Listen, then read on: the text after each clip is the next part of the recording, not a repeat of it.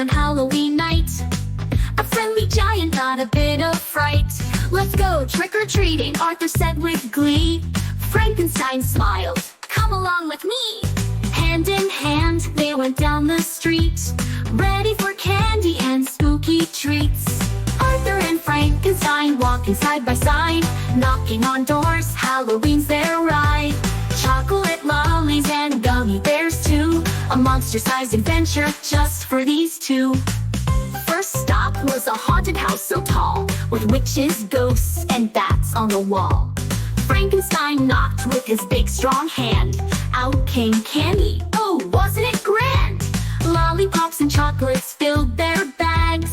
Arthur and Frankie were dressed in rags. Arthur and Frankenstein walking side by side, knocking on doors, Halloween's their ride. Chocolate lollies and gummy bears too, a monster-sized adventure just for these two.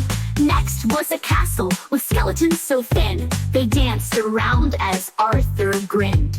Frankenstein laughed with a big ho-ho. They grabbed more sweets and were ready to go. Candy corn, lollies, and gummy worms. Arthur and Frankie took turns. Arthur and Frankenstein walking side by side, knocking on doors, Halloween's their ride. Chocolate lollies and gummy bears too, a monster-sized adventure just for these two. Through the town they trick-or-treated all night. Arthur and Frankenstein, what a fun sight.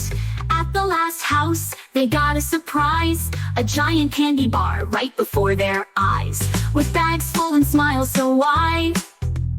Arthur and Frankie were filled with pride. Arthur and Frankenstein walking side by side, knocking on doors, Halloween's their ride.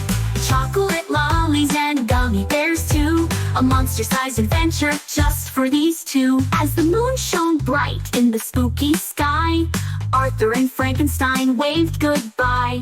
With candy in hand and a night well spent, they couldn't wait for next Halloween's event.